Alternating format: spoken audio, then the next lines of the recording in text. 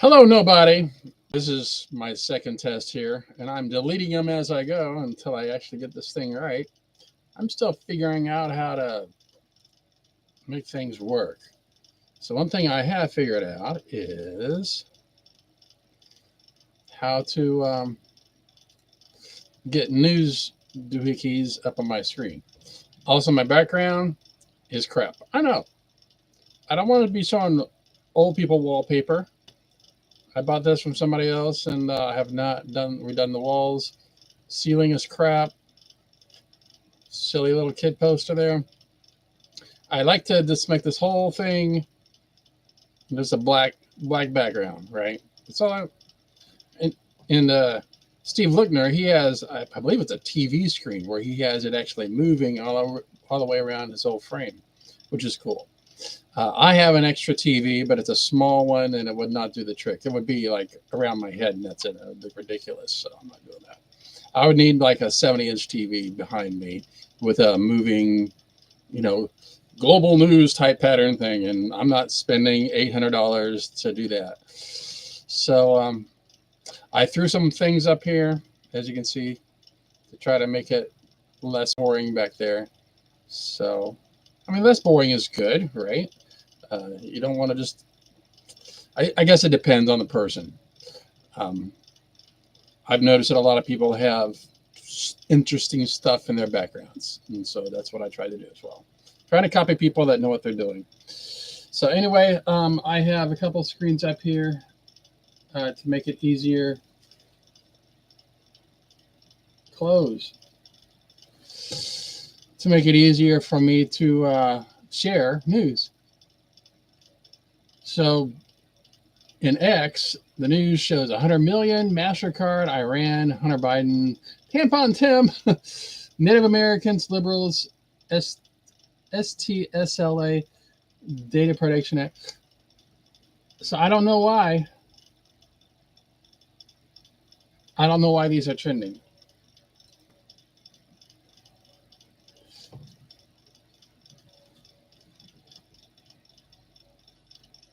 Ah.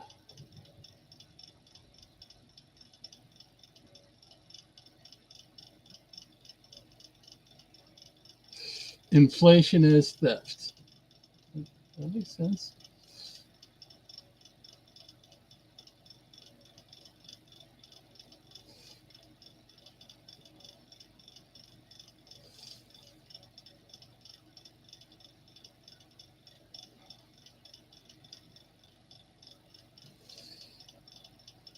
Lots of political stuff here.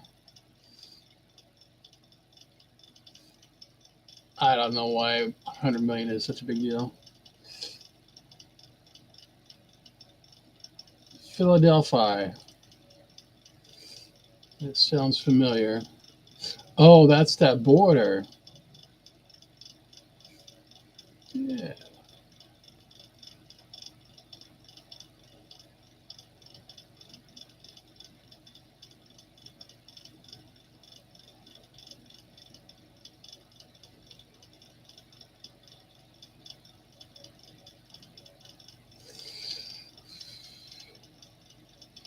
I'm not getting any news here about media.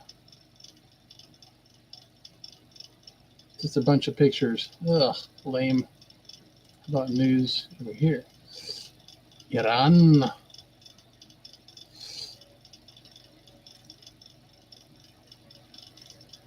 What I want is a link. I want links to actual news articles, not necessarily from the mass media or the big media, but from smaller organizations would be good.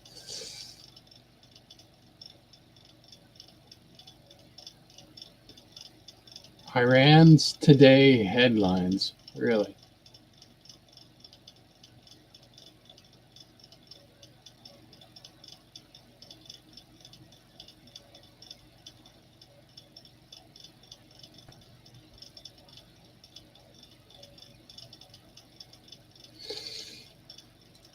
I don't know much about Iran, so I don't.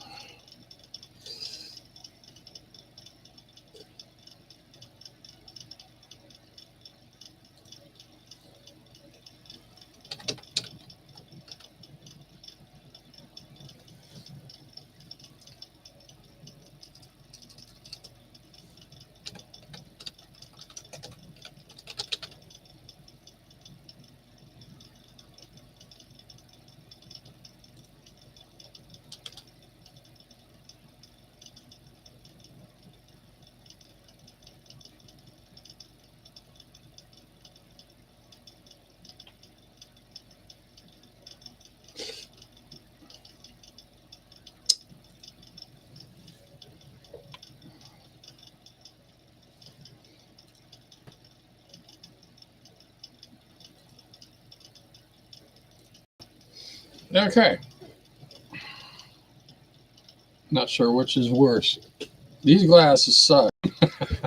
They might look good, but they're not helping me to see stuff. Much better. All right, yeah, you can go over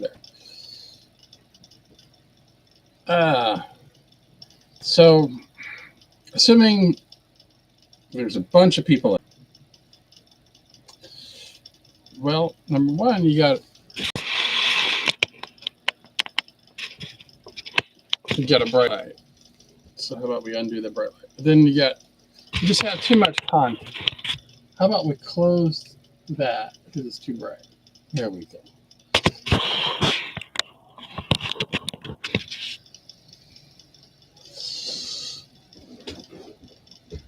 We get up closer so I don't look so far away.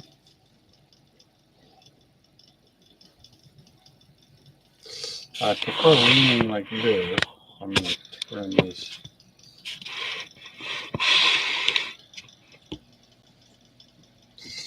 This humbles me. I assume I know how to do things better than other people, and as soon as you start doing it, you realize no, you don't. Experience is everything. It doesn't matter what you look like. It doesn't matter what you think you know. What matters is your skills, your actual skills and abilities.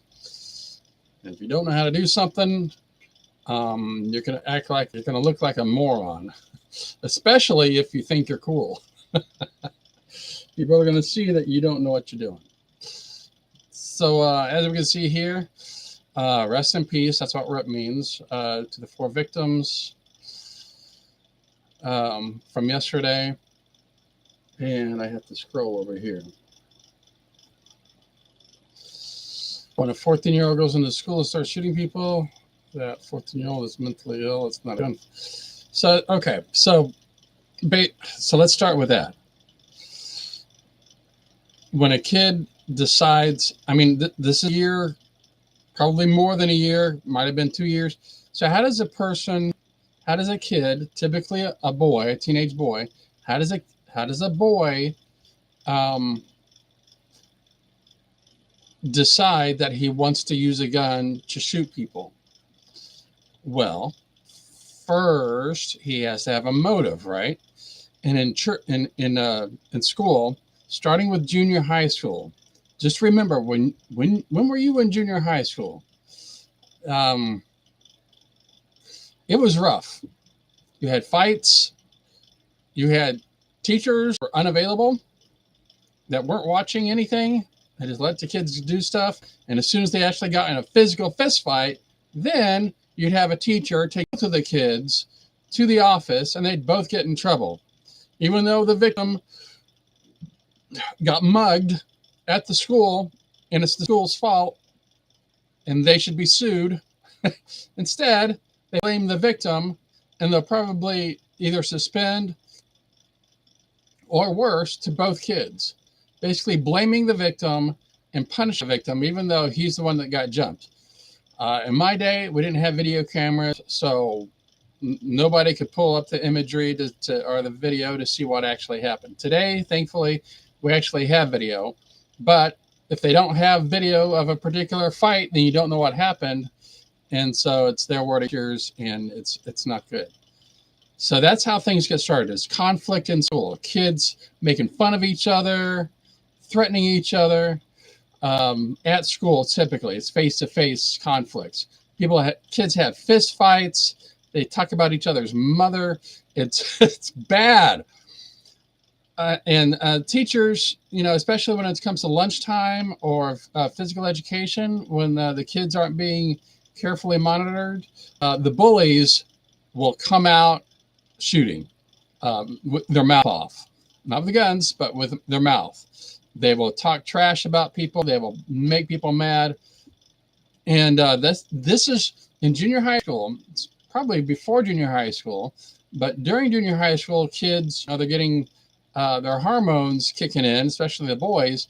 And so that's when they need really close supervision by men, in my opinion. Parents, fathers especially, should be in there. They should have a thing where they have at least one father per day, and they can alternate.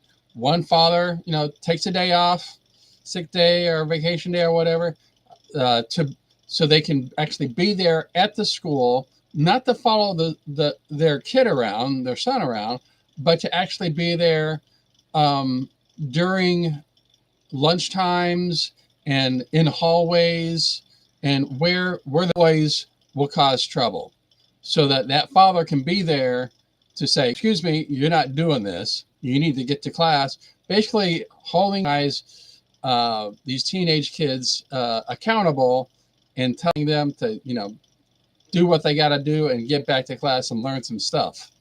And that would really help to mitigate any kind of future violence, from just fights to gun violence to anything really. And when a father, not just a parent, but a father is there every day, the boys especially will learn to respect fathers. And if they did that, it would really lower the number of altercations and issues. It would help the boys to take responsibility for their actions, because the fathers are there, right there. And in a lot of these cases, we have boys that are left on their own. They can just wander the hallways. There's no father to father them when they're at school. And sometimes at home too. We have a lot of broken families where it's just the mom. So we need fathers in schools helping these kids to, the boys especially, to be responsible for their actions and to do what they say they're going to do, to be accountable, to be honest. And they need father figure authorities in the schools. We have lots and lots and lots of women, but not very many men. I do remember that one of the people that was shot was a male teacher. And from what I remember yesterday, somebody said he was actually a coach. So that brings up a different kind of issue. It's part of the same gun violence issue, but it's relationship, and it's where teachers need to see problems. They need to be able to see that there's a problem. And it's often hard because the kid is going to hide that. And so when a kid is really good at hiding what's going on and is able to hide a long gun in a music bag or case, and it can smuggle that thing in and has it planned out, well, that's the school administration's responsibility. They are the ones letting in kids with guns, and that's wrong. Starting with the superintendent of the school district, he or she, along with the principals, needs to set up security standards, whether it's 360 gate or metal detectors, whether basically having kids any kind of music, any kind of object that is shaped like a weapon. If it's a trombone case, for example, you need to open that thing up, show there's a trombone in there. All right, you're good. So we have a problem with security. Kids are being allowed into school with guns. Remember, even in a book bag, you can hide a handgun. That little kid, like 6 years old or something, brought in a handgun. That's crazy. And they even did a search. The school administration did a search and didn't see the gun. So between the book bags, the music instrument cases, and the apparent indifference of school administrations to making sure there's no weapons coming in. They're the school administrations are making schools safe. And what is the most important foundation for teaching? Safety. You really have to make safety the priority, not tests, not attendance, not your pay scale, not good or bad teachers. Safety for everyone. Guns are not, they don't choose who they hit. They're not alive. They do what they're told by whoever's holding them, right? So there are some easy solutions. That's one of the kids that got hit. Take it out. It's not right. So they have lots of opinions out here, obviously. This one is where they're saying take police officers out. And they did, And I think that's okay to take police officers out of schools. But they need to have security officers in there for this exact reason. Obviously, the shooter was armed, and our school resource officer engaged him. And the shooter quickly realized that if he did not give up, that it would end with an OIS, an officer-involved shooting. He gave up, got on the ground, and the deputy took him into custody. Didn't mean to do that. Let's see this one. Demilitarizing our schools and taking police officers out of schools. So the shooter was armed, and our school resource officer. Okay. So, as we all know, there's a difference between police and a resource officer, as in security. Very big difference, okay? Security is there to maintain order in the school. They are trained on how to handle kids in schools. A police officer is not necessarily trained in that. A police officer is trained to handle criminals committing crimes. Adults, right? Kids, adults. There's a big difference. So security officers in schools is good. It helps with the security of the school.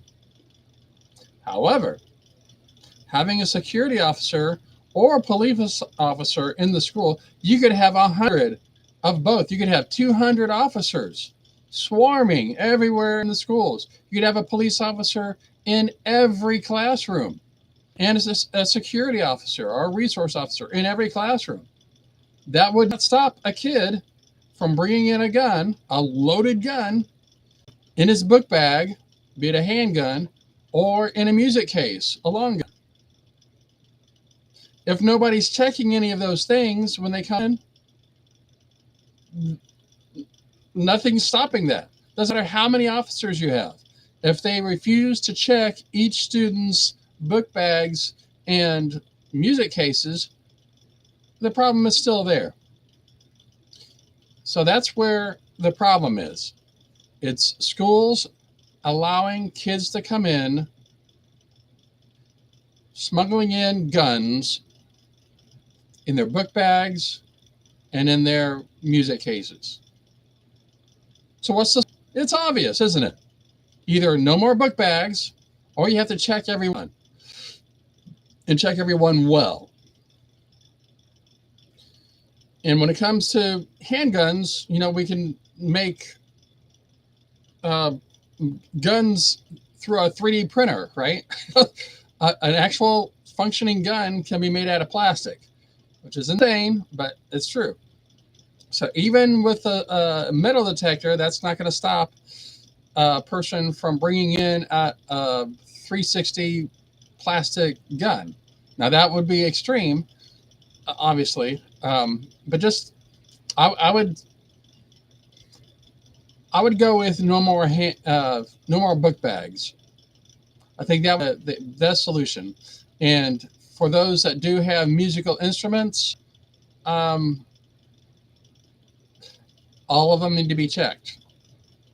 You got to stop at the gate, open it up, show that it's the music. I know there's a little spot where you can put all your type supplies, and I don't think a handgun could fit in there. However, a person could hide a handgun underneath or even inside of a musical instrument, like say a tuba. Bring it in a tuba. You could hide a handgun inside of that big giant well inside of a tuba. Also, you could strap a handgun underneath a musical instrument.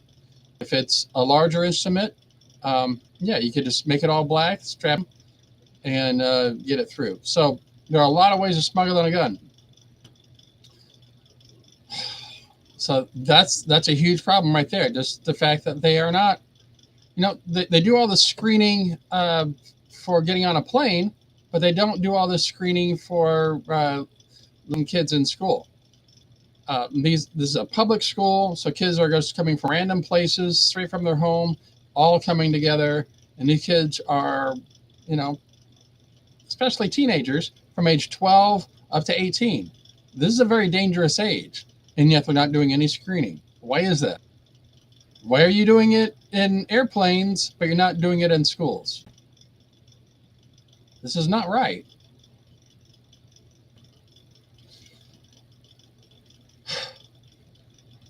I know we have the whole motivation side of it, but that's not going to, just because somebody doesn't appear to have a motivation or a motivator, it's not necessarily going to be written out on a web page or, on their social media or it might not be written out at all. In other words, somebody could decide to do something, not tell anyone at all, not say anything to anyone at all. And they can just decide to do it one night or one morning, and they just waltz right into school and do their thing.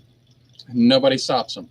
So I think we need a physical barrier so that it's similar to the TSA going into an airline, where you have a line, you have TSA agents checking everybody's stuff as they go in.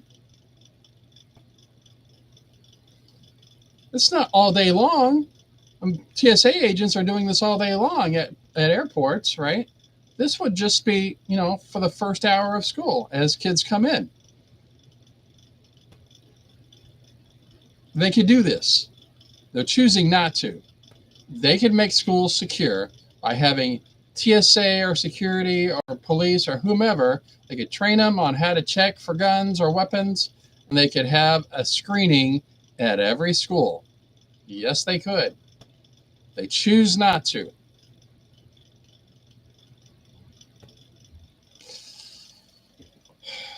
Nobody's ever going to see this, but there are easy solutions to these problems. And I think that government is choosing not to do anything about it.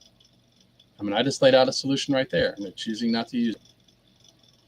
They're not stopping kids from coming in.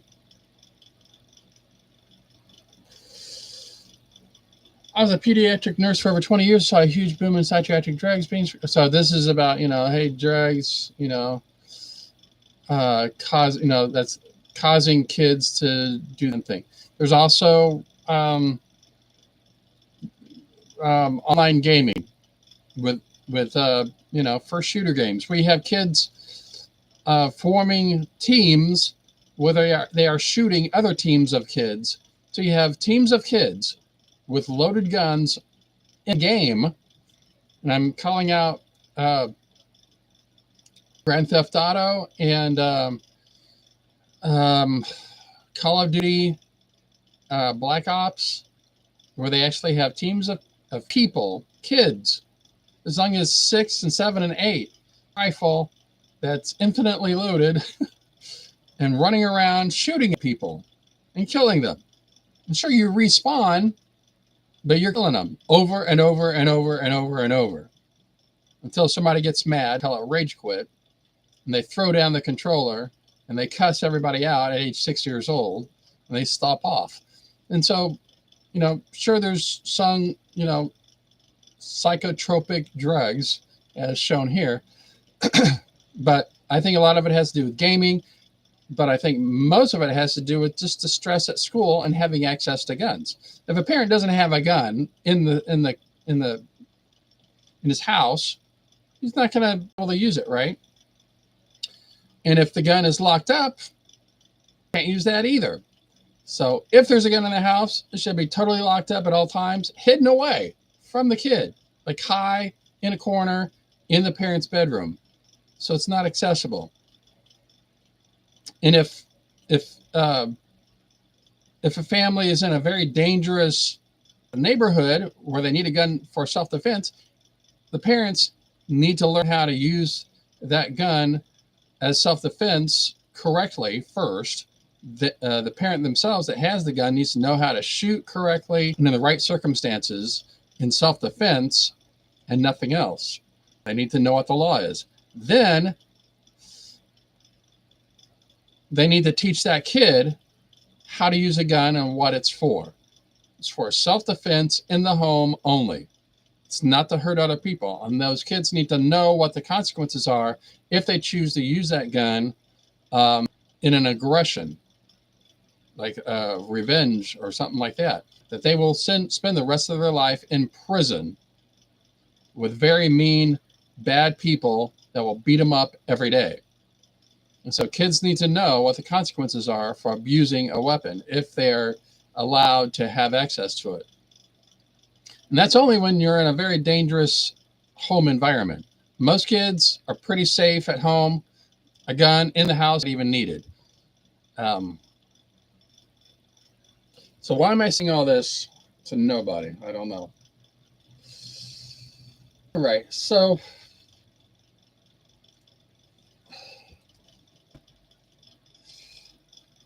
total school shootings 2024. So how many school shootings do we have in 2024 so far? It's September. School shootings this year.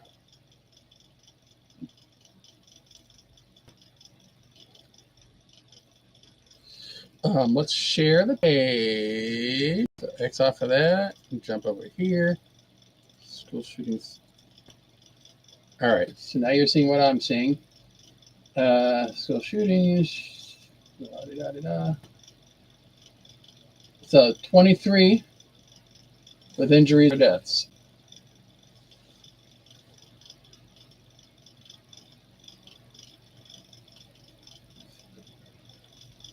So 23 shootings, school shootings, individual schools.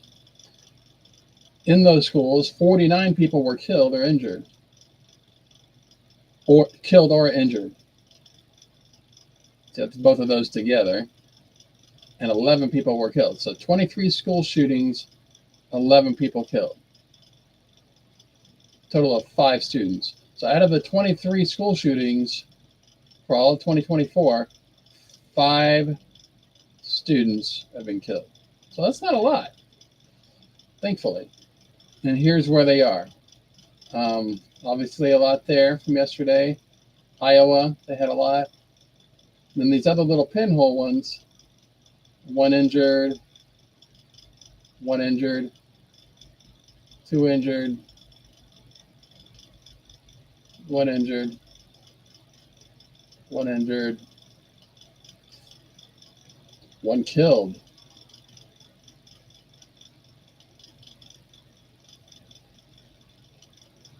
Citra, Florida. Interesting. Injured. Now this was in actual Atlanta, but only 4 were injured. Nobody was killed. That was on February 14th. Yay. This is Washington, D.C. 1 injured. This is Virginia. 1 injured. North Carolina. 1 injured. So thankfully, not a lot going on. This one it made big news because this is the first big shooting of the year, actually. 2024. Where's the map? That really doesn't say a lot. Different colors doesn't really help. Okay. So tell you what I'm going to do here. I'm going to post this thing, or end stream. That's what I'm going to do. So I'll end the stream, and what I want to learn how to do is say, I'm coming back later or whatever. But that's for when there's actual people watching. So it's been over 30 minutes already. So I'm going to end the stream here and edit. What is edit? I don't need to edit that.